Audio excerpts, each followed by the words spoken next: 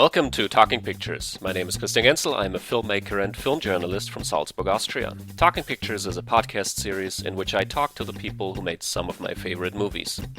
Today's guest is Australian horror movie director and genre aficionado Jamie Blanks.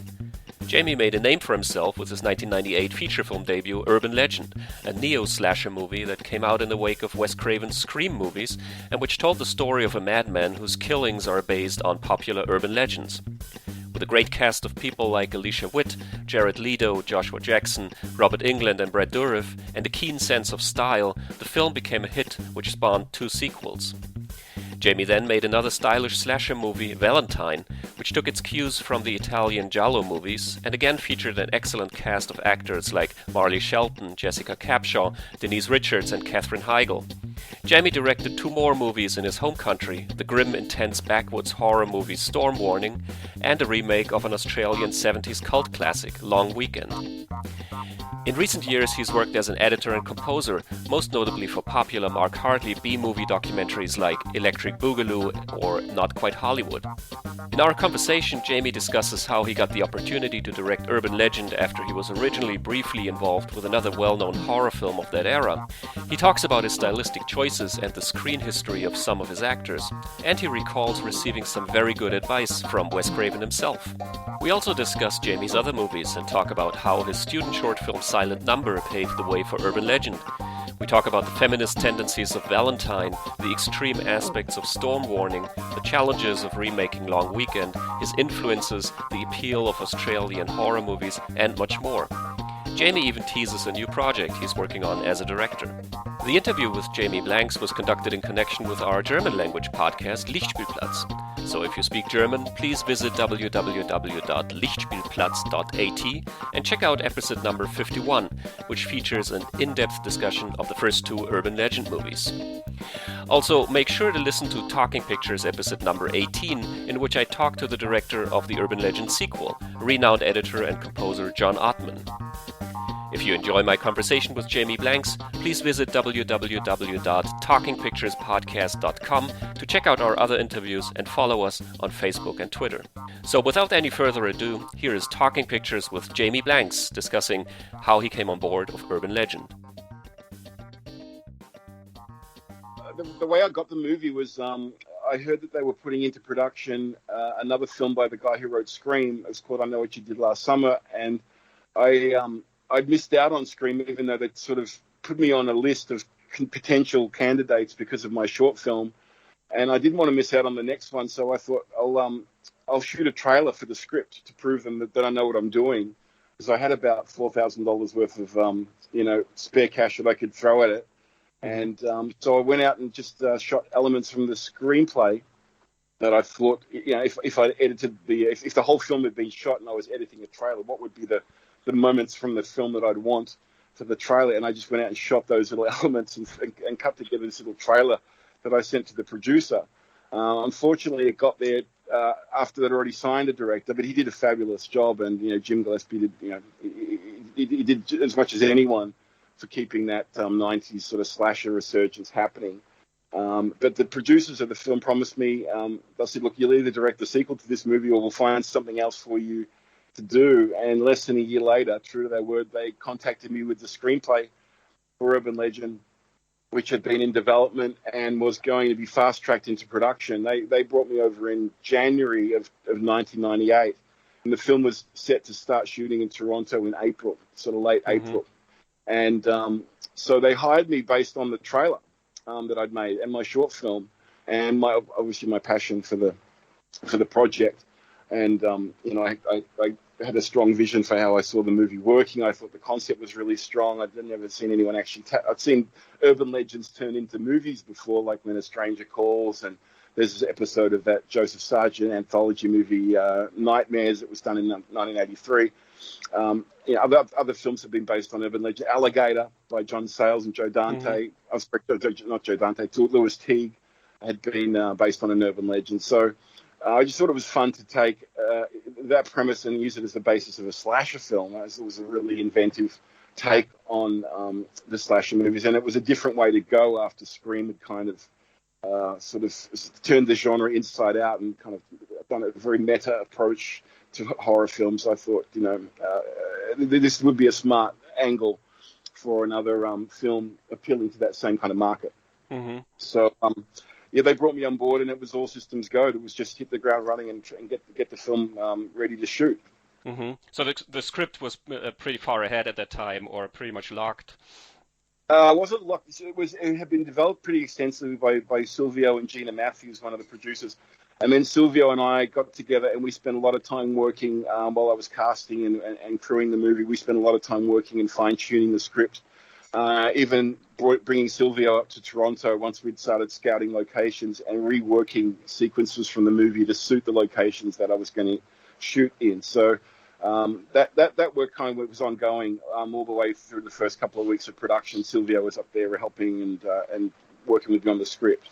But essentially, the story had kind of been figured out in broad strokes before I came on. Mm-hmm.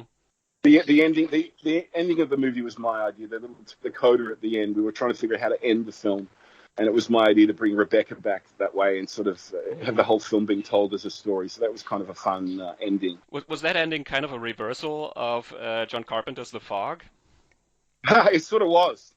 One of my favorite movies. I kind of like the idea that it was all being told by a group of kids telling a story. It was definitely in my mind that movie, mm-hmm. which was the film that sparked my interest in filmmaking in the first place. I see, and I think the font that you use in all of your credits, I think that's John Carpenter font, right? It's Albertus, yes. The font that Carpenter used from everything. I think it started in Escape from New York and went all the way through to They Live. So. That was my nod of the hat to the filmmaker that got me interested in directing and scoring for film. Mm-hmm.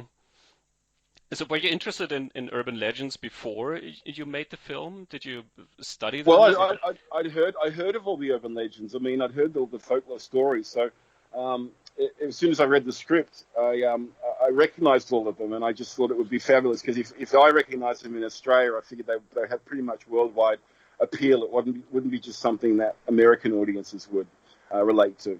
Mm-hmm. Yeah, because also your the short film that you mentioned, Silent Number, that's kind of like two urban legends conflated into one, basically, right? The babysitter and the phone call and the vanishing hitchhiker, I think. Exactly. There was definitely I always found those stories appealed to me because there was always a good twist at the end, and I thought it was important when you're making a short film. You've got to set up an interesting premise. You've got to develop it in an unexpected and surprising way, and then you've got to pay it off with a twist, like a good episode of The Twilight Zone. A lot of my filmmaking fellow film students were doing kind of personal dramas and things like that. I was very much genre focused, and all the student films I made always had a twist at the end, and that's definitely where Silent Number was kind of inspired from that kind of world. Do you remember the first urban legend that you heard? Yeah, I mean, the first urban legend I heard was the babysitter and the man upstairs. That was one that always killed me. I think it was because of the movie When a Stranger Calls that I saw in my formative years, along with a whole lot of other important 80s films that kind of set me on that path.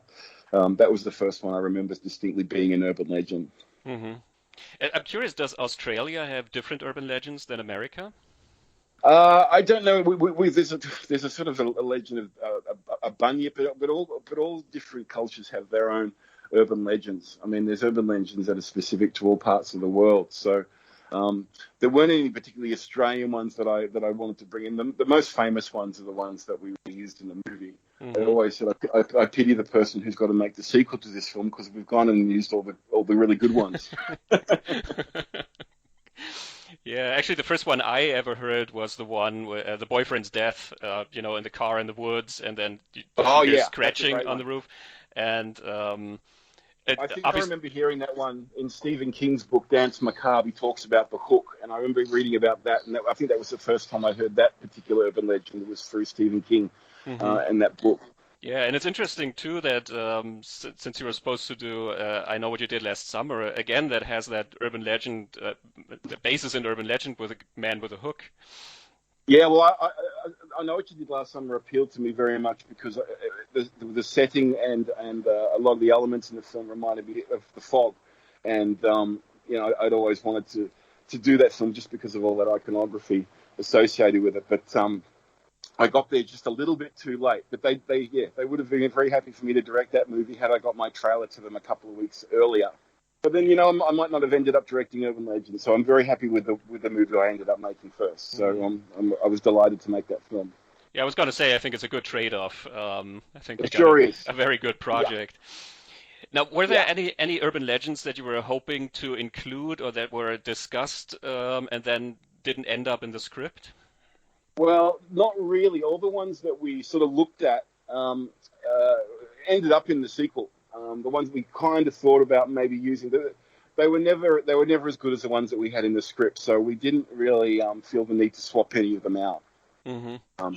We managed even to get like the old lady who drives a dog in the microwave in there, and we had lots of fun. Even the frat party.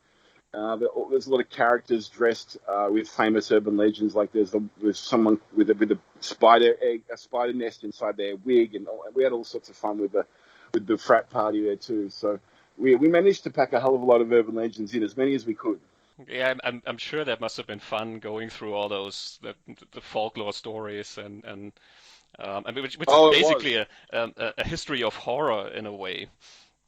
That's right. Well, I mean, the only one that would have been really lovely to film that they ended up shooting as a reshoot in the sequel was the kidney heist. But we kind of allude to the kidney heist like that's going to be Rebecca's penultimate revenge against Natalie is to cut out her kidney. But she's interrupted before she can finish, fortunately for Natalie. Mm-hmm. But yeah, we were building up to that one that we didn't end up quite going through with like they did in the sequel. Mm-hmm, mm-hmm. Now, what I really like about all those sequences is I think they capture the essence of those urban legends very well in that they, like the basic premise of that legend, like the grisly fates of the characters and that the part that makes them creepy is all in the movie, and you sort of forget the fact that they don't really make much sense if you start thinking about them logically. Yes, that's credit to Silvio that he managed to weave them all in there and keep the plot moving fast enough that you don't have too much time to stop and think about it.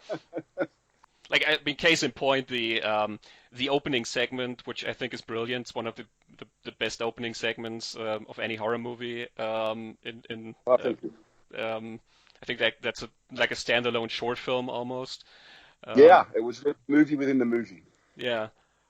And if you think about it, I mean, it doesn't really make much sense to kill somebody while they're driving. I mean, if you're in the back seat, yes, well, that's why there's this strange dissolve as the axe goes through the window, and we just sort of dissolve and it disappears, and then we quickly cut away because she was traveling at speed in a thunderstorm.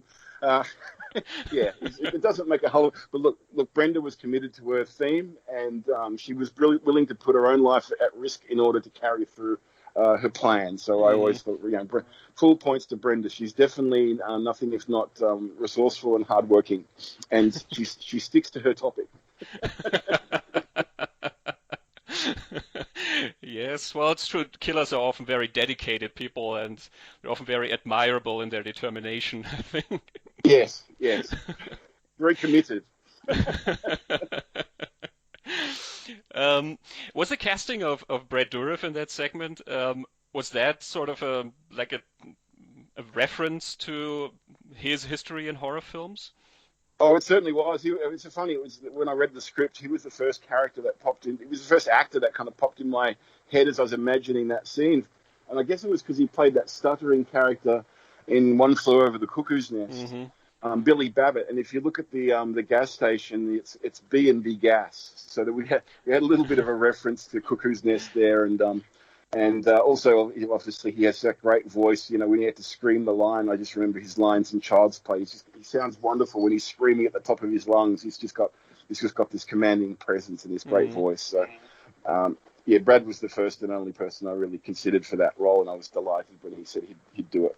And also because he's such a he always plays the villain, the psychopath, and so once he turns up in the movie and he has that Brad Dourif look in his eyes, you sort of we're totally using all his screen baggage to our advantage, like we did with Robert Englund. You want to immediately think that he's a villain, so it was perfect. It worked on multiple levels to cast Brad in that role. So that was an interesting time, I think, in horror films where right after Scream, horror films became so self-aware and, like you say, had this meta level in it that they were sort of putting in all those references to pop culture, to other horror movies, to have that additional sort of wink to the audience. Was there a lot of discussion how much you wanted to move into that direction, or Oh, I just suggested names that I wanted in the movie, like Danielle Harris and Robert Englund, hmm to Phoenix, and they were 100% behind it. They just thought, look, no one knows the genre or loves the genre more than I did on that project, and they were very happy to kind of be guided by, I said, look, I'm making this movie for me, because I know if I'm happy with this film, a lot of other horror fans are going to love it too. And they were wonderfully supportive with all those decisions that we made. They completely got behind it all. hmm Yeah, it's part of the fun, I think, spotting those references and like seeing Danielle Harris, who comes with her own Yeah, history, like oh, that's the girl from Halloween 4 and 5. That sort of adds, like, if you're a horror fan, that's something that's very enjoyable. But I think there's always yeah. a danger of doing too much of that, like to Yeah, we um, just tried to have just enough of it so that it was a bit of fun. I mean, it made so much sense because Robert Englund's character was a red herring in the movie, but you never really think that it's going to be him, even though the story points in that direction, quite quite heavily.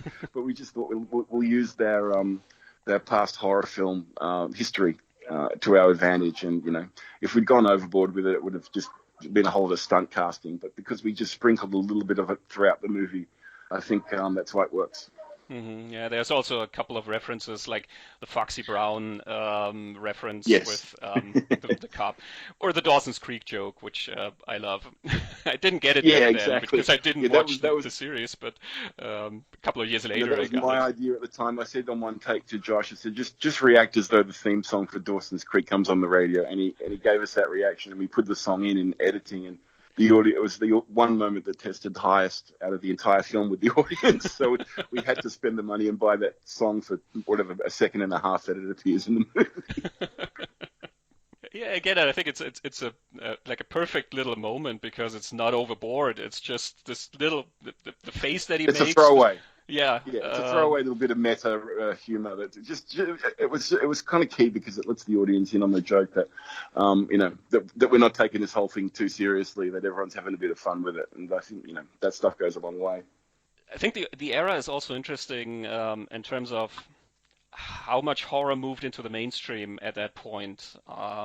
Like if you look at the 80s, horror was pretty much still a like an underground thing, something that was for a, like a specialized group of people, so to speak. Yes, Um, yes, it was. and then with Scream sort of invigorated the whole thing and moved it into the mainstream. So you had bigger production values and bigger names attached to it.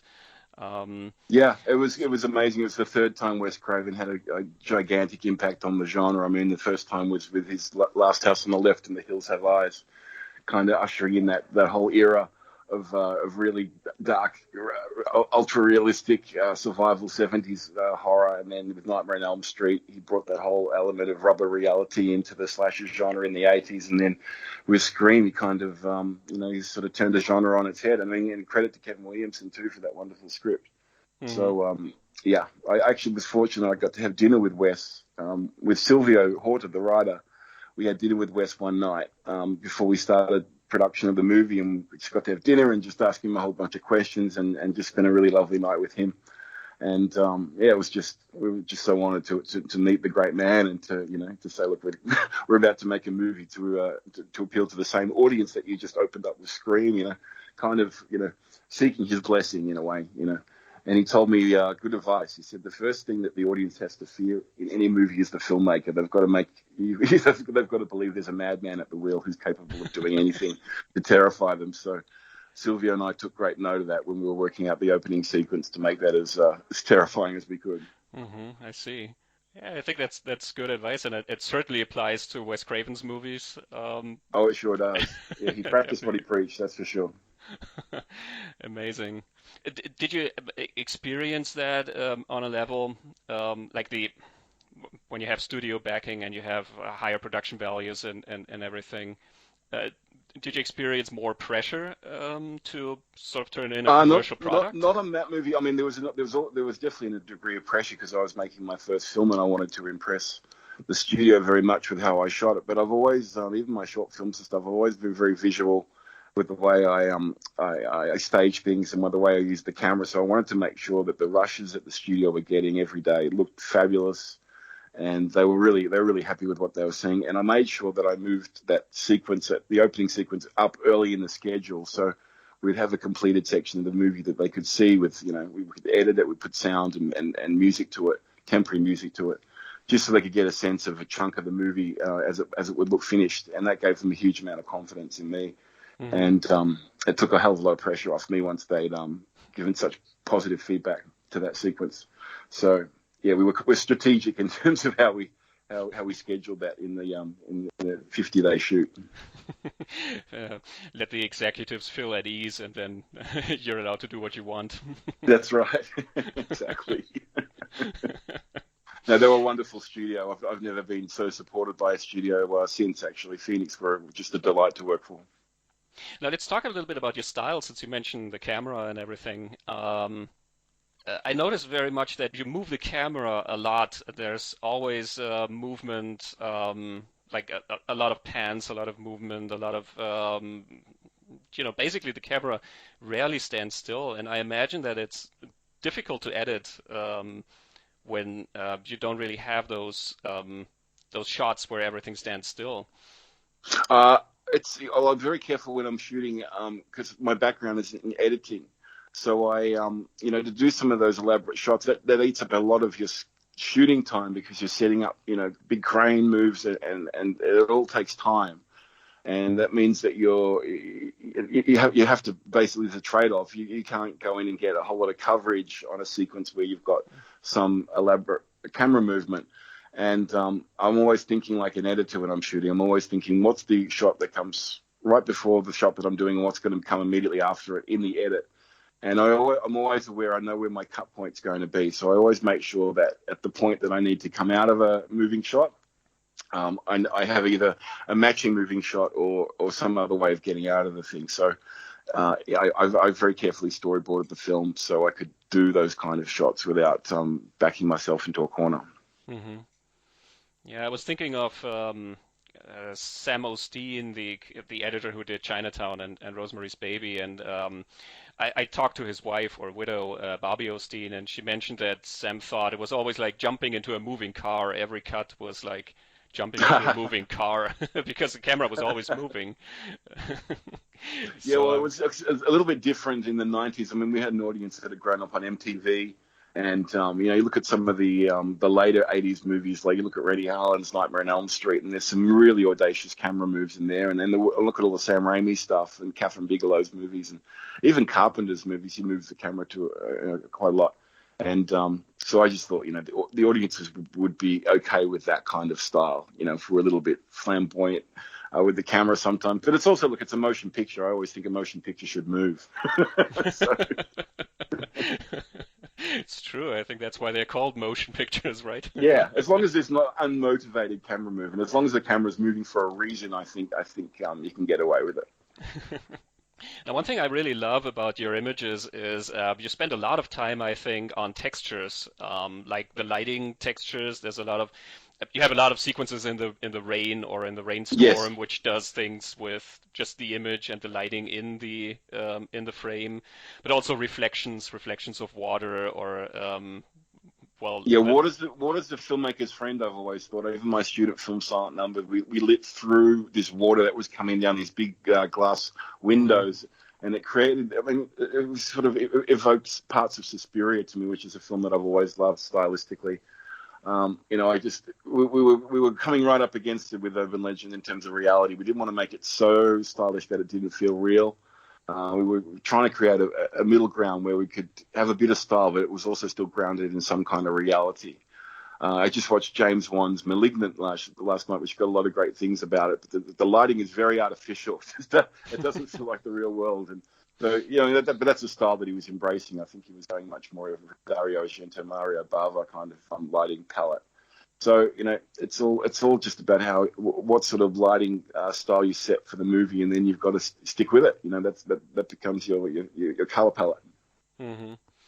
I think that's a direction you went into more with your second film with Valentine, which Yes. looks more has I think that has that it has that Italian influence, like Oh, it's very Argento. much a giallo inspired movie. It was like I wanted it to be a hybrid of an American '80s slasher film and an Italian giallo. So yeah, I was very happy with the way those two styles merged in that movie, and it still had that element of a little bit of heightened style to it, but not so much that it took you out of the reality of the film.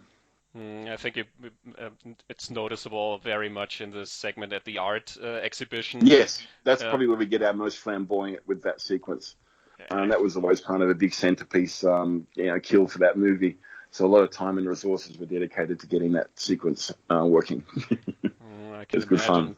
It's an amazing sequence, just the visuals of it. Well, we had a relatively limited set we could shoot that on. So what they did is they made the set modular, and they would give me this little miniature version of all the panels that I could move around on a board, and I Oh, could come back the next day and give it to the production team and say, okay, day after tomorrow, move the panels into this configuration because I'm going to shoot the reverses, and we wanted to make it seem much bigger than it was. So it was clever how they were able to make it modular, and overnight they could move the panels, and then the following day we could shoot in a different configuration. So that was one way we sort of extended the scale of that particular set. it's kind of funny how everybody in the movie says that he's such a bad artist because I look at that art exhibition and I'm like, yeah, I would like to see that. I would like to go through that maze and see all those video screens. Yeah, it was kind of wild. Yeah, he was an interesting character. And there's another urban legend in Valentine too, the one with the contaminated food, like the maggots in the Yes, candy. that's right. I had to sneak one more in. I hadn't quite finished with the. But overall, Valentine is much more of it is a straight horror film that doesn't really have a lot of those references and ironic comments. I No, think. we were playing more with just Valentine iconography in that movie, and it's ultimately it's a revenge film. It's a ultimate revenge of the nerd movie. Someone who just simply couldn't get over his childhood. So, but it was fun in that film to really foreground really interesting and strong female characters. It was probably a little bit ahead of its time when it came out. It's been embraced more later by a different kind of audience in a different era. So I'm pleased that film's had a bit of longevity because I certainly got excoriated for it at the time, which I never quite understood. I always tried to make a good old-fashioned '80s style slasher movie, but maybe the genre had just run its course at that time, and it was ripe for discovery later. I think so too. I mean, there was a point even in the 80s where it felt like, oh, another slasher movie. Yeah, we've had enough of this now. Okay. And then 20 years later, we still have, oh, another slasher movie. And there was just Yeah. so many of them, I think, that some of them really had to take a while before you sort of saw what they had to offer. Yeah, well, I And mean, there, everyone saw this blueprint for making money with limited outlay of resources. I mean, Halloween only cost $300,000, and they did it with pretty much no stars. And it was a guy with a knife. And what all the imitators seemed to forget was that Carpenter built suspense through expert craftsmanship and cinematic technique in that film. That seemed to be missing from a lot of the Halloween imitators. He was often imitated, never bettered. absolutely. I think it still stands as one of the brilliant horror movies. Oh, it really Um, does. And Deborah Hill became a good friend of mine.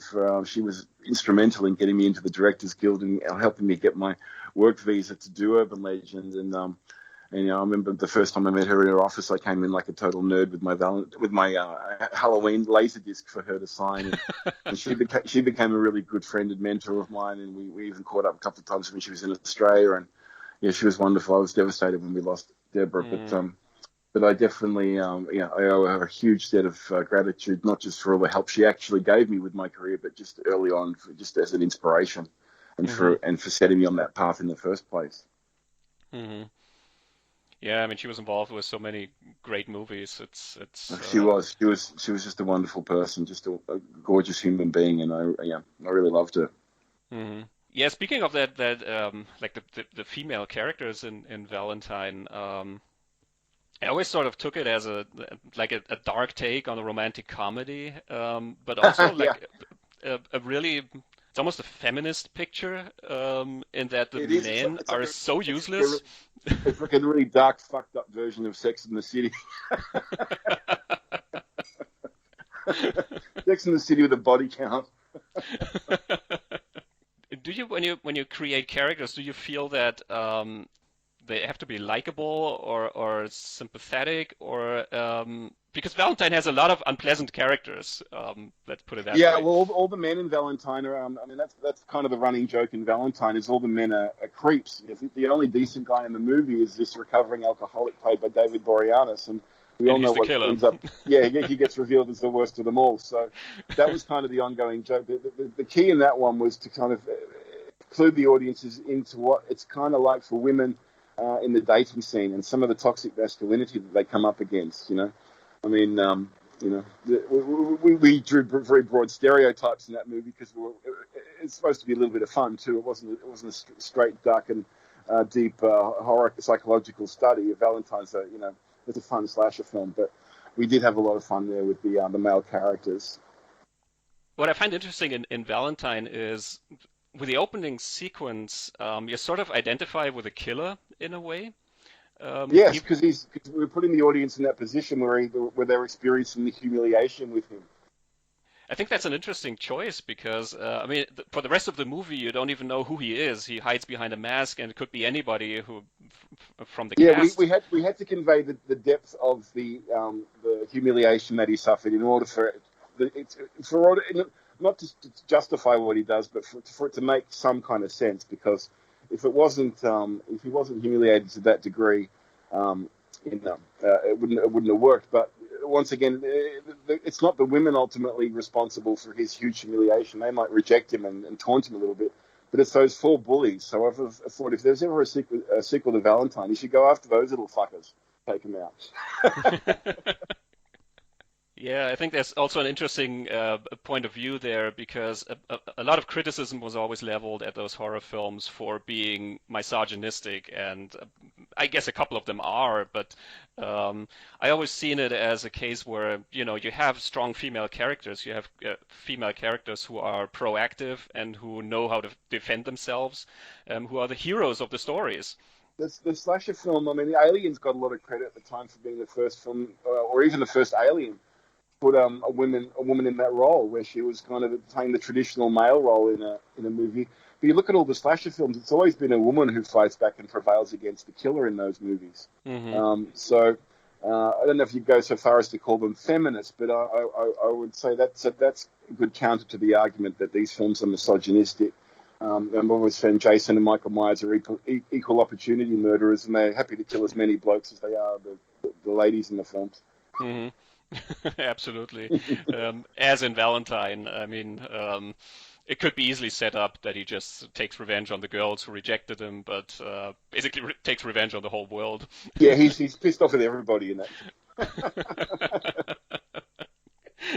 Well, he's no angel. No, that's right, exactly. That was my one meta moment.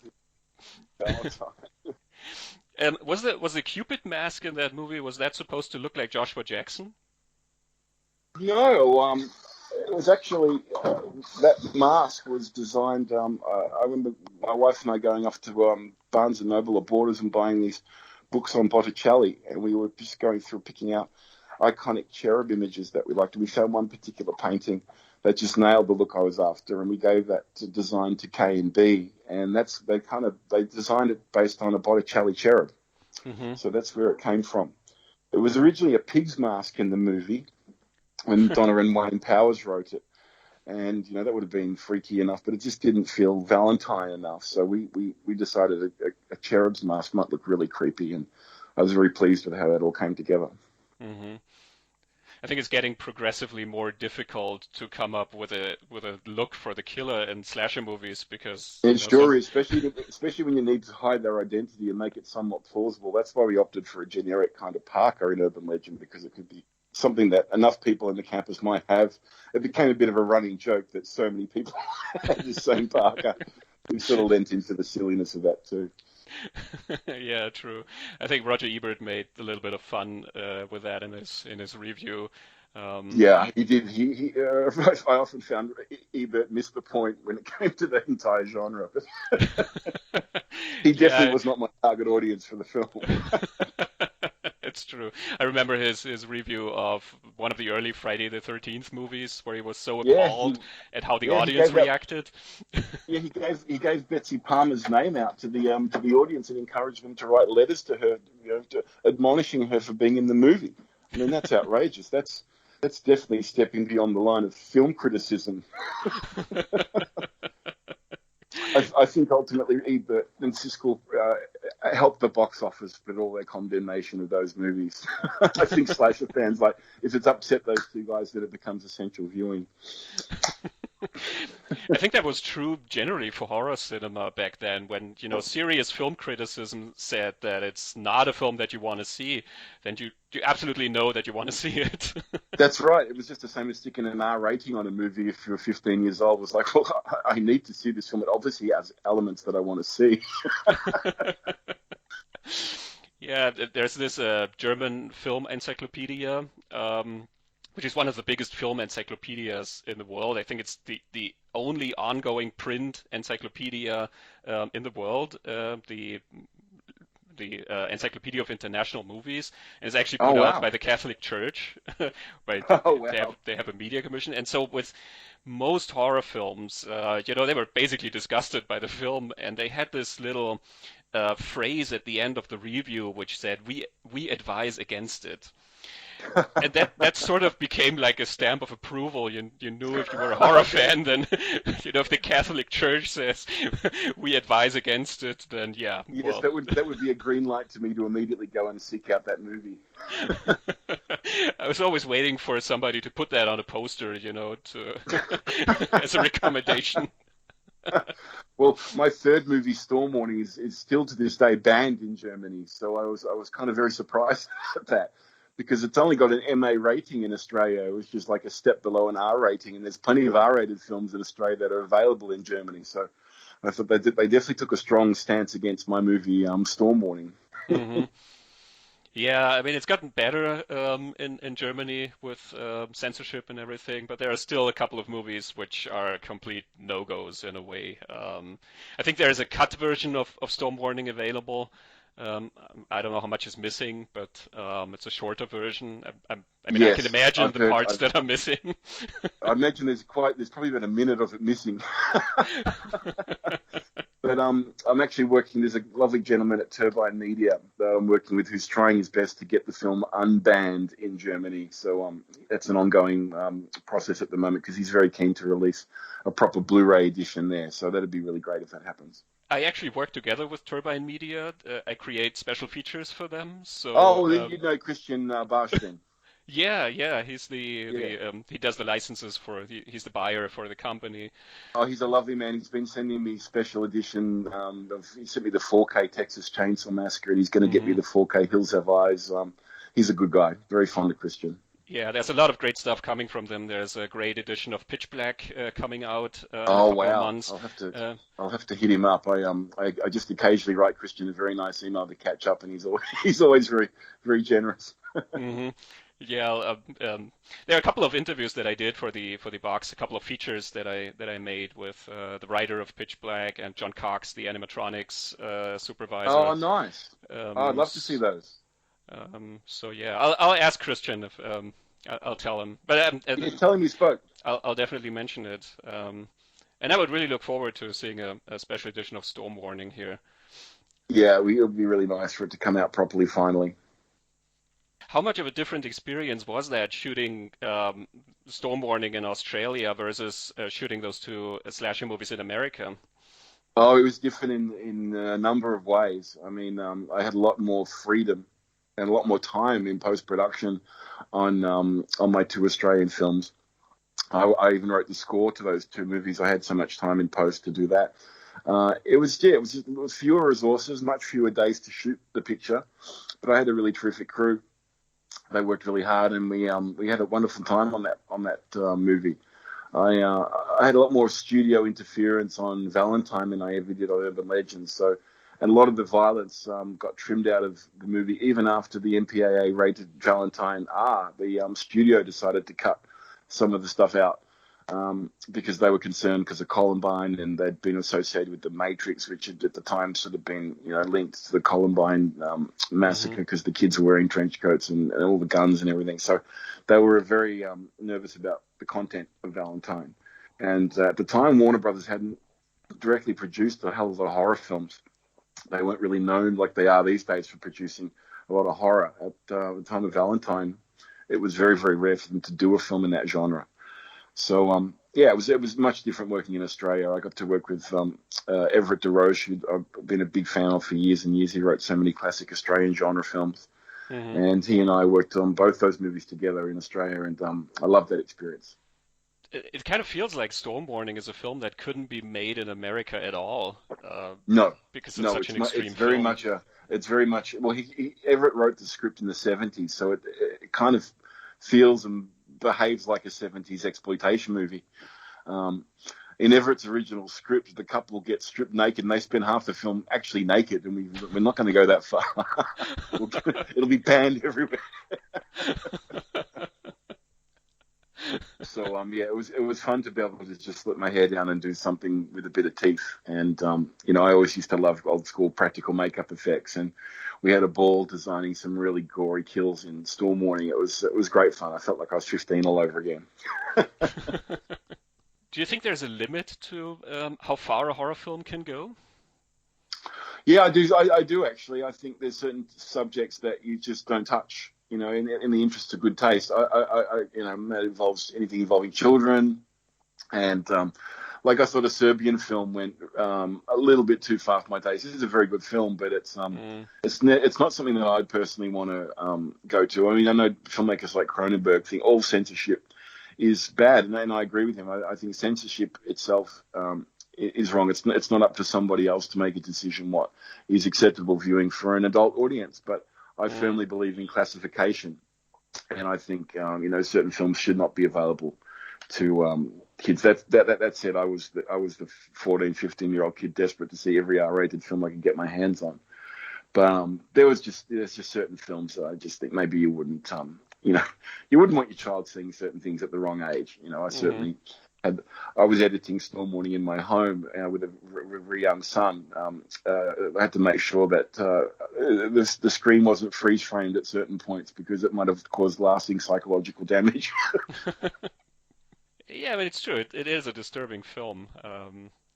It definitely is not for children, not for. No, but it's a feminist movie in the end too. It's just like it's about. My politics are on full display there. I'm a very liberal kind of guy, but when it comes to law and order I think we're way too lenient on certain perpetrators of certain crimes. And anyway, Storm Warning was a chance for me to just enact some fitting rough justice on these people. Yeah, that's definitely rough justice. Yeah, they definitely earn what they get. I'm pretty sure when you see that with an audience, all the men in the audience go, "Ooh." Oh yeah. That was the scene that I was looking at. I mean, it was my wife who said, "No, you've got to make the movie because of that scene." I was looking at how am I going to do this, but we ended up figuring out a way to make it work on screen and get the desired response without being too, graphic. We just give just enough information so you know what just transpired, and it takes a couple of beats before people kind of realize the penny drops. What just happened? Oh, and then they react. So yeah, that's always fun to watch with people. Yeah, I kind of got tense as soon as she builds this little prop, Hmm. and she explains, okay, well, this is what I'm thinking about this, Yeah, yeah. and you sort of know, okay, you're not introducing that just to let it go at the end of the movie. That there's gonna be some scene where that comes into play, It's and like so introducing a gun in the first act. You've got to fire that gun in Act Three, otherwise, it's why have you introduced that particular element to the movie? So, yeah, yeah. setup and payoff. So the whole sequence where she's led up the stairs and everything, I sort of felt like really tense and like, oh, okay, I know what's going to happen now. Yeah, she's walking kind of uncomfortably all the way up those stairs, and it's just laying just enough information for you to start dreading what's going to happen to him. You know. Yeah. I was reminded of one of the Italian genre films. I forget which one it was. I think one of the women in prison films by Bruno Mattei or something, where Uh-huh. I think the girl sticks she has like a razor blade and like a cork like from a wine Yeah, bottle. that rings a bell. I'm trying to Yeah, remember the film, but yeah, yeah, I yeah, think that might have definitely been in Everett's mind when he when he conceived of that sequence. yeah, very brutal. But again, yeah, the men are completely useless in the movie. I mean, she's the one who basically does most of the saving. I mean, he's knocked out early on, like Yeah, we we. have to incapacitate him, so it's up to her to save the day. And I know Rob was very frustrated playing that character. He said to me, "Can I at least kill the dog? let me kill somebody." Yeah, and that was a lot of fun. I think that's a very refreshing take because we see so many movies where, men save the day and the women sort of admire them for that, or, Yeah, um, exactly. We definitely wanted to make that all about this the title. It's referring to her. mhm. She is the storm that's coming. So yeah, we definitely wanted to make it very female centric, and she's she plays that the classic hero of that movie. Mhm. Now, when you do the music to your own film, does that influence the way that you direct it as well? No, I mean I kind of had in my head an idea of where I was going with that score, but I ended up scoring that film three different ways, and the final scores ends up sort of elements of the three passes that I did on the film. Um, I kind of all the musical decisions I made in post production, and the music was written to support the images that I'd shot, not the other way around. Did you want to do the music for Valentine and Urban Legend as well? Not Urban Legend. It would have been crazy because we only had 13 weeks of post production, and Oh, I wanted a full orchestral score, and I'd always wanted to work with Christopher Young. He was the one composer I had my heart set on, so I was overjoyed when he said yes. But I did want to score Valentine, and it was Steve Merkovich, my editor, who talked me out of it. He'd done several films with John Carpenter, and he said, "Look, those films are done on longer schedules than your movie is, and when we lose, when we gain a composer, we lost the director on those films. And Carpenter had done it many, many times, and he had a relationship with Alan Howarth. He had a studio. I would have been renting gear and starting from scratch, and it just didn't make sense in Vancouver for mm, me to ultimately score the film, even though Warner Brothers had agreed to let me do it. They listened to some of my stuff, and I even took the keyboard into the studio one day and was playing stuff for the music department and the execs there, and they loved kind of the direction I was heading in. But it just made sense on that film to bring Don Davis in, and Don did a wonderful job, and I absolutely loved working with Don. So no, I don't. As much as I would have loved to have scored Valentine, it was a smart decision to go with a brilliant composer like Don Davis. did you ever say in the music selection, like the songs in the movie? Yeah, on both the movies. Yeah, they send me truckloads of CDs that I was listening to every day. On the way to set and on the way home every day, I'll be popping in these CDs from Warner Brothers, and selected all the music that's in the film. There's not a single track in Valentine that was forced on me. I was allowed to choose all the music, so I was very grateful for them to involve me to that extent. Yeah, I love the soundtrack to Valentine. Yeah, it's All a the terrific songs. CD. That's an amazing CD. I had that in my car Yeah. quite a lot when it came out, and it introduced me to Snake River Yes, Conspiracy. yeah, Uh, conspiracy. They're great. I mean, it was just that's a terrific song in the film, and look, the whole soundtrack was terrific. Very, very happy with that choice of music. I just always hope that Don Davis's score can come out, and I'm working with Howling Wolf Records, who just released my soundtracks to Storm Warning and a film I did called Crawl Space. I didn't direct Crawl Space, I did the score for that. They both won Best Score at Screamfest, which was very happy because they're the only two scores I've ever had entered at Screamfest. So it was nice to win Best Music both times for those. But Howling Wolf and I have developed a nice relationship, and we're currently working with Warner Brothers to get Don's score released on CD. So we are working on that in the background. Yeah, that would be a nice treat. That was during a time when mostly when you got a soundtrack CD, you had all the songs on it, and then maybe one or two tracks from the composer, which didn't really fit the mood of the rest of the album. On Urban Legend, we were told we could have 15 minutes of the orchestral score before a whole lot of royalty situations kicked in, and all the individual musicians would have to be paid, which would have made releasing the score unviable. So Chris released the soundtrack through himself, and he sent me a whole pile of them. So I do have a CD of the whole Urban Legend score, but it's not commercially available, unfortunately. But on Valentine, Don's the only performer. All the orchestral sounds in that film are all him. They're either samples or him playing the instruments in. So it's a different situation. We can actually release the Valentine score without all those problems. Yeah, that would be cool. But yeah, the soundtrack, I think, makes the film so much of a time capsule that it's amazing. Yeah, it always does. It's the songs that you use, and it's the computer screens. Whenever anyone's on the computer searching, you know straight away which area you're in. No one can predict what the future's going to look like with computers. Yeah, that's right, the search engine where they enter Jeremy Melton. Like, what kind of site is that? Yeah, I cut away from that as quickly as possible. I'm always aware of how quickly a computer screen dates a movie. Yeah, but I kind of like the fact that you see the era a movie was made in. I know a lot of people don't really like that.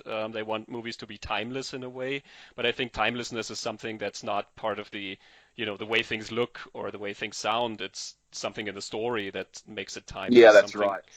That's right. It's actually funny when I look at Jaws and Jaws 2, I always think Jaws 2 is much more dated in terms of its fashions, and it's because you've got a lot of younger characters, and it's just somehow a little more dated than the original Jaws. There's something sort of classic and timeless about the first Jaws. Yeah, it's true. Now, you did another film in Australia, Long Weekend, remake of one of my favorite Australian horror films, or maybe one of my favorite horror films in general. It's a great movie, the original. Love that film.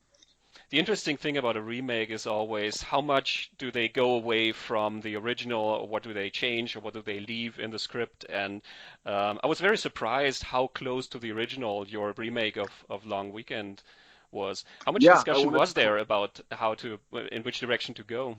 Oh, I said to Everett, I want to make a faithful remake of that story. If we start changing everything around, then it's not Long Weekend anymore. It's like what I loved about the original film was its ambiguity and the way that the characters, the full extent of that problems doesn't get revealed until later in the movie. So it was my decision. I wanted to make it very faithful to the first film. A lot of people hadn't seen the first Long Weekend in Australia. I think it's more widely seen in Europe than it ever was in the United States and Australia. And we wanted to make a horror film that was kind of with a bit of an eco theme to it because it just seemed more relevant to do it in what was it, 2008 than it was even when they did it in 1978. So the themes felt, more resonant in that era as well, given whatever it was trying to say about, the human beings' incompatibility with Mother Nature. So, yeah, it was really fun to do that project, and it was really fun to do a film with only two actors, essentially. I got to work really closely with Jim and Claudia on that film and had a wonderful experience with those two guys. And again, I think that's where the ability to create unpleasant characters, I think, comes into play, because these two aren't nice people. I mean, no, they're not sympathetic.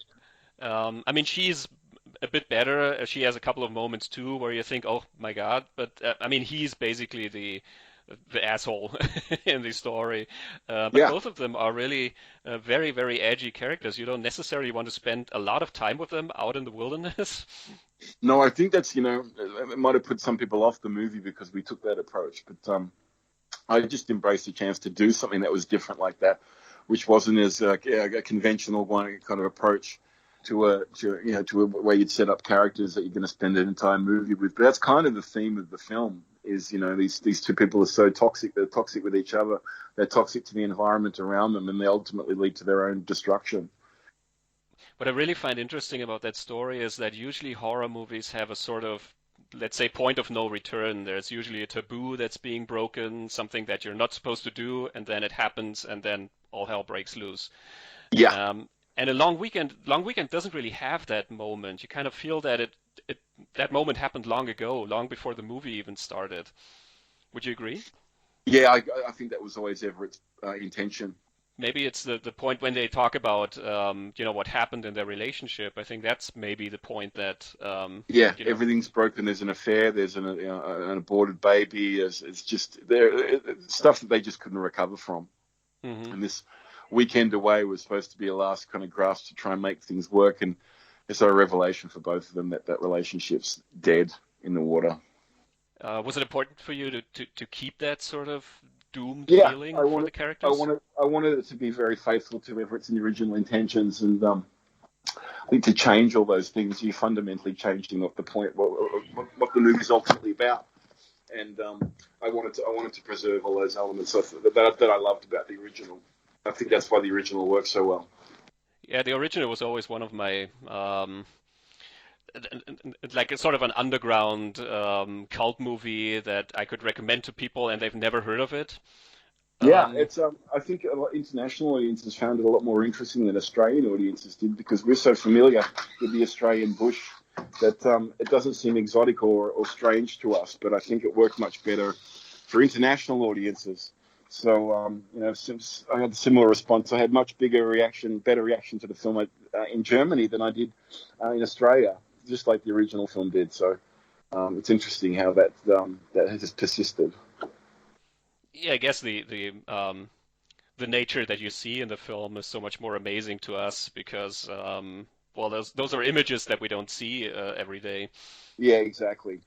The original actually there was a like a cheap DVD release of that film which I had for years, and it's only come out properly, I don't know, maybe 2 or 3 years ago. So I think it's Yeah, Turbine put out a really nice media book edition of it too. exactly, yeah, that's the one I'm talking about. They see again, Mm. Turbine. Those are they are really a really great company and They really are. put a They're lot of important. care into their releases.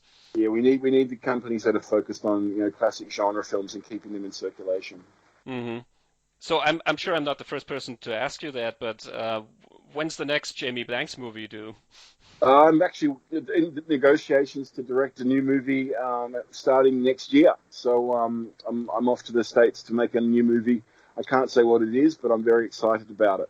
And it will be Okay, cool. a return to a genre that's very near and dear to me. Oh, it sounds good. Yeah, it'll be fun. It'll be fun. I'm really excited about it.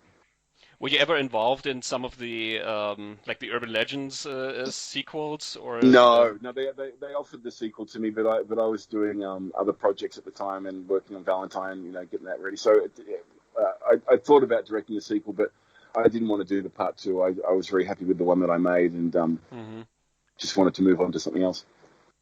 And then you went into editing and composing for other people for a while. So Yeah, I've always been an editor, and my buddy Mark Hartley was making the definitive documentary on Australian genre cinema, and he called me up one day and said, I really need your help to edit this thing. It's going to be a monster. So I kind of did that between doing Storm Warning and Long Weekend. And even when I finished shooting Long Weekend, I had to come back and continue work on Not Quite Hollywood. So there's clips from both Storm Warning and Long Weekend in Not Quite Hollywood. But I was actually working on the bulk of the hmm work I did was between making those two movies. And then Mark asked me to score his other two documentaries, and I've got calls from other filmmakers to. Once they heard that I was scoring my own stuff, they asked if I would score stuff for them. So yeah, I've agreed to do that for a little bit. But I haven't felt the urge to do a film for a while. It's been a while since I've actually wanted to get back and direct another one. but I'm ready to do one now. So that was a voluntary decision to step back from directing for a Oh while? yeah, for sure, for sure. Though Okay. I could have kept making stuff, but I didn't want to. Um, yeah, lots of personal reasons for that, but it was just I was happy to take a little hiatus. Yeah, those documentaries that you mentioned, I've seen all of them, all of Mark Hartley's documentaries, and I They're was kind of wonderful. amazed that that must have been so much work to go through so much footage, so much It was interview footage. beyond what I could have imagined. It was we had to take for Not Quite Hollywood. We had to go and rip DVDs of the movies that we wanted to use, and then we used to stripe time code onto those ripped DVD quick times that we were working with, and then using those time codes to get a rough approximation of where in those movies the original elements might be, and then we went back to the film and sound archive and accessed the original negatives of all these movies and had to transfer just the elements we wanted, then frame match, eye match them back into the movie. So that was incredibly laborious, and the amount of split screens and quick cuts in that documentary, it was a massive job. Yeah, and you had so many people who were interviewed for the movie. It I mean, that was, alone. just logging all those interviews and being able to find comments relating to a particular story.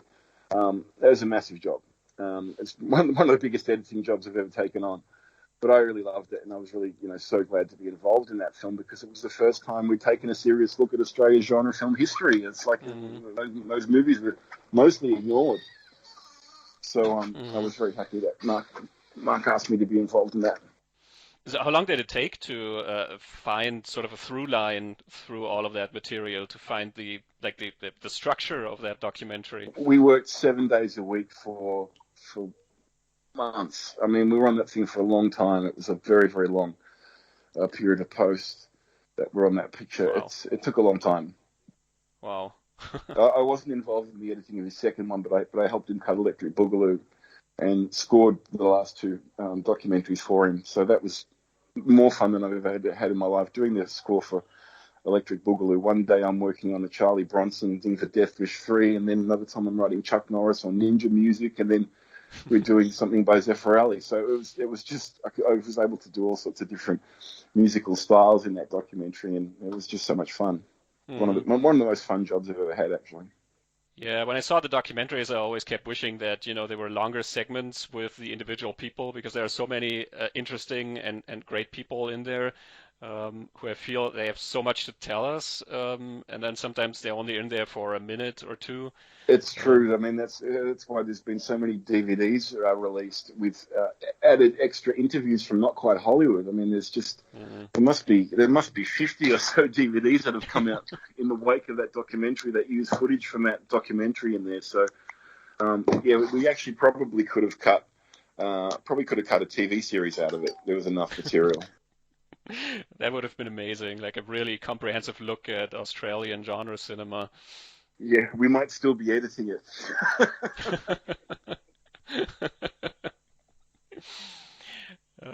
So how is the Australian horror scene or the genre cinema?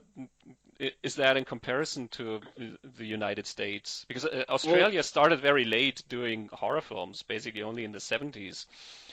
yeah, they've always been the red-headed stepchild of the Australian industry, but they often tend to be the movies that travel the best and play in different parts of the world.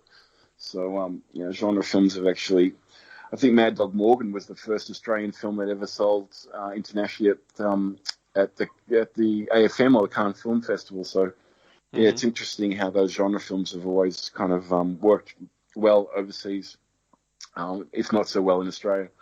But I don't see that much production happening of genre films at the moment. But that said, I don't see that much production of much at all, given COVID and everything else that's happening. Hmm. So I'm very happy that I've got a film to do stateside next year because I've actually got a TV project, a genre project that I'm working on here in Australia with a lot of other genre filmmakers that we've been trying to get set up. So I'm hoping by the time I've finished my next movie, I can Hmm. come back and work on this series, which will be a really fun project and get to work with some of my friends who make terrific genre films here too. Is that kind of like a Masters of Horror Yes, type of very much so. anthology? Very much Okay. so idea. Yeah, that's the concept for it at the moment. So we're trying to get that set up. Oh, that's cool. Yeah, it'll be really I fun sort if we get that going.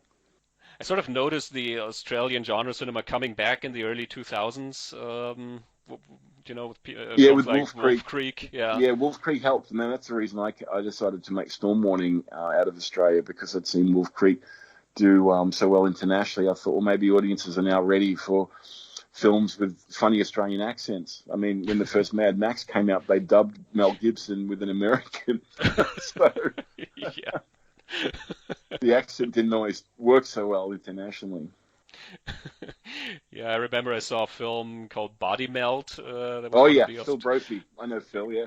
and that was the first time I saw it, I barely understood a word of it. hmm Yeah, yeah. But It's like a different language. got more used to the variety now. But yeah, so I could see why people are having Yeah, problems with that. it was a bit of an impediment for a while there. Yeah. Strange. Do you feel that Australian genre cinema, that they tackle different types of stories, or that they have different approaches to them? Yeah, I think they do. I think Australians are like they're a bit more ready to go for broke and just go for your throat. We don't mind Hmm. upsetting people and making some really confrontational movies. I mean, my mate Sean Burns made a film, The Loved Ones, which was terrific. I just thought really great kind of fusion of a John Hughes movie with a sick exploitation picture. So it's fun. Australians definitely have their own sensibility, which I Hmm. think is a terrific thing. It's the world needs variety, and there's all sorts of horror encompasses all different styles and tones and approaches. So it's yeah, there's room for all of it. Yeah, I think it also always connects with the like the culture it was made in, and also the just the way the country looks. I mean, Australia has such a specific look that it's easy to use that for a production as a sort of as a unique selling point. Yeah, it is. I mean, the environment in Australia, everything wants to kill you in Australia. So it's there's ample rooms of crocodiles and sharks and snakes Mm, and God knows what else. The Australian environment is we're all terrified of the outback. We all cling to the fringes of the country on the coasts. No one wants to face the terrors of the outback.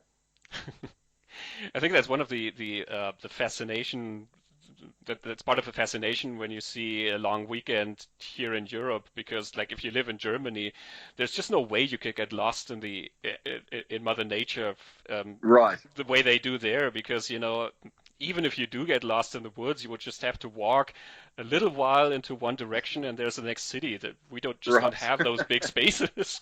Yeah, exactly. That's one thing we got to our advantage as horror filmmakers in Australia is the size of the country. It is possible to travel a couple of hours out of the city and get completely lost. Hmm. So does the project that you're planning to do in the United States, does that connect with some of the like the American culture, the American Oh, landscape, it most things certainly like that? does. Yes. This Hmm. is an American movie through and through. I'm very much looking forward to seeing that. Yeah, well, hopefully within the next few months we can announce it. But I'm already working with a fabulous screenwriter on the story, and I'm just really excited. It will not be unfamiliar to you when the project is announced. Okay. Yeah, I'm really curious about it. Yeah, I wish I could say more about it at this stage, but Yeah. unfortunately my lips are sealed. No, I totally understand. Totally understand. Time Yeah, will come when you can yeah, tell us more, not and long, not long. um, I think everybody's excited to see another Jamie Blanks movie, especially since Oh, there's so much interest in your films. I think in recent 2 or 3 years. yeah, I've been really gratified that all this time later people still care about the movies and they pop up on social media every day. So I'm really grateful for that. It's nice to have made a couple of films that have stood the test of time. That's really nice. Did you expect the films to have such resonance years I later? don't know if I expected it, but I hope that people would continue to enjoy them in years to come, and they wouldn't just disappear as part of their era.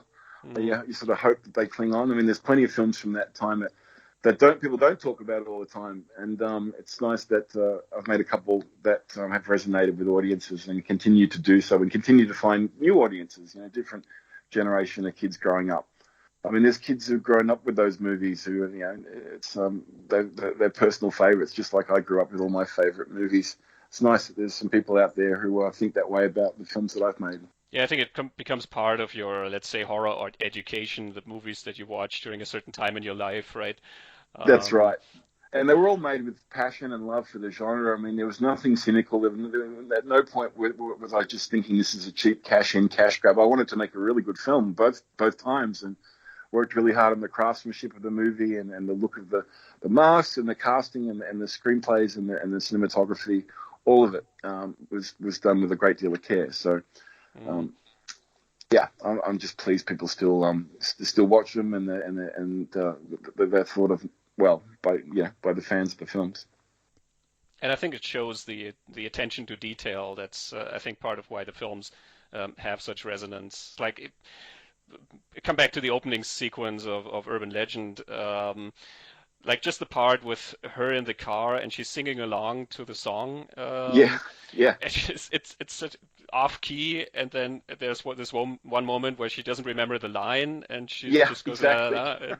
And that feels so natural. That's that could be me Yeah, singing we've all along to a done that, song. and I just said to Natasha, you're every girl in this moment. You're anyone and everyone. Just be yourself. And she goes, well, she said in an interview once, like, well, I sing off key. They want me to sing off key. It's perfect. I don't have to do any acting. She's a sweetheart. I adored working with Natasha. What a gorgeous girl she was. So lovely to work with, and so easy to work with, and just fully committed to the movie and the character. And I was very, very lucky to have a chance to Hmm. work with all those actors. Were just terrific. It was a real privilege. Yeah, I think it's a great cast in both movies actually. I think. Yeah, Um, I got really lucky. We cast really great people, and they were all just a delight to work with. It's just a very, very happy time in my life working with those people. And again, it's such a part of the films being a time capsule because so many of these actors went on to do a lot more stuff that got seen Yeah, by which was so so many people. gratifying because for some people this was their first big movie, and it was really lovely. Made me so happy and proud of them all. But that's also part, I think, of the era because when you look back at the horror classics of the 70s and 80s, there were a couple of people who sort of went on to become bigger stars, like Jamie Lee Curtis, for example. Yep. But a lot of those actors sort of disappeared, or they sort of stayed in those, with the small productions, and they didn't really become very well known or anything. Yeah, I Um, guess it's just the way it goes. I mean, there's only room for so many big stars in Hollywood. Like I watched the other day, He Knows You're Alone, and Tom Hanks has got a little role in that film. It's a speaking role, but you never mhm, have guessed from that movie that he would go on to become, one of the most beloved actors in American history. It's just mhm. funny how many actors started in slasher films. You got Kevin Bacon in Kevin Friday the Bacon, yeah. 13th, and then like and The Burning's just full of famous faces. Holly Hunter and Jason Alexander are in that movie. Fisher Stevens.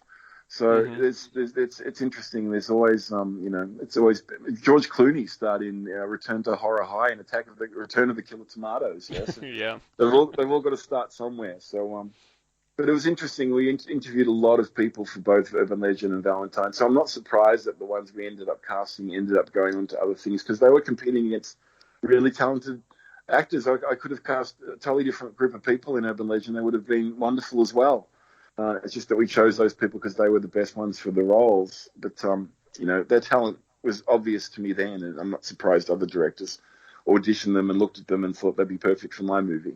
They're just talented Mhm. people. Yeah. It's actually difficult to pick out certain like individuals and say, oh, she was great or he was good because it's just a very good ensemble. Yeah, they worked Um, really well together, and we cast them to work off each other. We were very conscious of the kind of group we were trying to build, and yeah, it was just a joy for me. I mean, I was in my 20s, like most of the actors. It was just, we all just kind of. It was my first movie as well, so we were all just trying to do the best possible job we could because we were all grateful to have that job, and we really wanted to prove that we were worthy of more work, and to do a really mhm. good job. So that was just a lovely experience, and I'm just I'm still very close with most of the cast on both those movies, and I'm just really just so proud of all of them. Do you have a special process when you're working with the actors to get them to that emotional state, that a horror film often requires?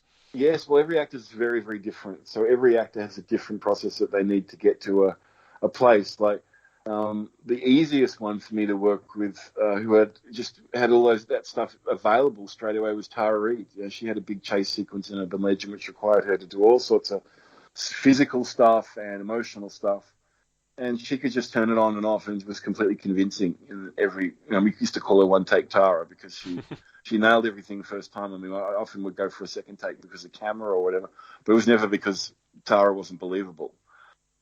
She found that stuff really easy to do. Alicia, we had to work in a different process because she had kind of a different emotional arc that she had to go on, and different kind of reactions than what Tara had to do. So every actor was very different. Rebecca was very conscious of not wanting to go too over the top with her performance, but also wanting to lean into the camp just enough so that we know it's fun. I mean, she's got a slide projector. We're not taking the whole thing too seriously. So it's just a matter of finding the right balance and the right tone for each actor, and and just working with them, because they've all got their own way of doing things and their own way of getting to where they need to be emotionally. And just my job to help them and to get out of the way when I have to get out of the way, and to provide assistance when they need help. Yeah, one of the actors from Valentine, which I found amazing, which is somebody that really isn't talked about a lot. It's Jessica Capshaw, Oh, she's Dorothy. brilliant. When I rewatched the film, I thought she's actually the most interesting character, She is, and and as written, that part was very, very different. Jessica brought a hell of a lot of that emotional core to that character herself. It wasn't always immediately on the page, and she managed to hmm find just the right way in to that character, that we like her when she's and she's used as a red herring, and ultimately there's a big twist involving her character at the end of the movie. That all had to track and make sense. Actually, at one point, that character was the villain in the story, and I actually hmm altered it to make it David, make David Jeremy. And we sort of tipped the hat with the blood nose thing. It was kind of like, hmm I wanted a little bit of uncertainty about Jessica. How could she be the killer if he saw the blood nose every time? And why would she be getting the blood? So just enough so that final twist kind of makes sense. And Jessica nailed every single part of that. Yeah, she's one of the best things in the movie, and hmm an absolute delight to work with. And there was not without a bit of nerves for me, because her stepfather is one of the greatest filmmakers of all time. So there was a bit of pressure directing her in her first big role in a feature film. I Yeah. wanted to make sure that we got that right. So I hope he's really proud of what she did in the film, because I think she's Mm. phenomenal. Yeah, she's terrific. I mean, there's so much going on just in her face. And it's such an interesting character. She has so much frustration, and she has a certain mean streak, but she's also a tragic figure in a way, Yeah, the low she's the most self-esteem thing. complex character in the film. Yeah. And Yeah, those she's scenes where but you can always sense that in a way, just in her eyes, just the way she moves her mouth sometimes. oh yeah, Um, just that, she's there's so much nuance going on there, and like I said, she brought a lot of that emotional core to the movie, mhm. and the complexity to the character. It's a much better realization of the character on camera than it ever was on the page. So I'm always really grateful to Jessica for just lending her talents to the movie, and doing such a beautiful job. Now you mentioned that you were asked to do a Valentine too. What would that sequel would have looked like? Oh, it's only as a joke. No, there was never any real serious talk Oh, about okay, sequelizing okay. Valentine. I don't think they ever had any plans for it to become a franchise. Although a lot of people have asked me over the years, is there ever going to be a Valentine 2? And I'd be very happy to go and make one. I just don't think there's much interest at Warner Brothers these days to do a sequel to that Mm, film. yeah, well, I think it's okay to have a film as a standalone picture. Yeah, they I don't think all have to be that's franchises. They don't all deserve a sequel. It's yeah. kind of it's told its story. It's wrapped up. It's a standalone film, so it didn't need a Mm, part two. yeah, yeah, I think exactly. Not every film needs to be sequelized and have Yeah, that's spin-offs right. and I mean, they're prequels always running and out of ideas, so I'm sure in 10 years' time, someone's going to go and remake it, or something. Something will happen, because they'll be out of other horror. They'll have remade everything else, so they'll eventually get around to that. Yeah, probably with the next generation, right? Because at that time, people remade a lot of the classic horror movies of the 70s and 80s, like you have The Hills Have Eyes Yeah, and that's right. Nightmare I on mean, Elm there was Street, and talk at one point that they were actually had it put into production and it got cancelled because of COVID, but there was an Urban Legend reboot happening yeah, right. with Colin Minahan. So they were going to remake that. So I mean, look, they're doing a Know What You Did Last Summer as a TV series. There's a new Scream coming out. So hmm it's the 90s are what's 20 years ago now. So it's it's just like we were doing in with all the 70s and 80s stuff back in the hmm 2000s. Yeah, it's a new generation, and horror is always sort of going in circles in a way. I think there's such a tradition to horror movies. That's not that.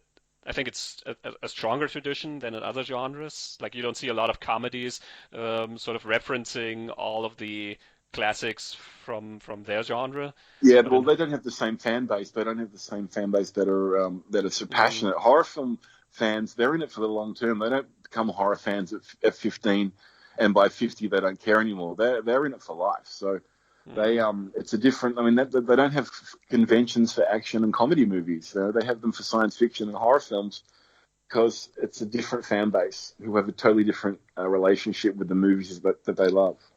yeah, I think they sort of speak to something that's I don't know, especially young people react to because that's like you said, that's the age where you usually fall in love with horror movies, like when you're 15 or something. That's right, and they're Um, often a refuge from all the crap you're going through as a young mm, kid.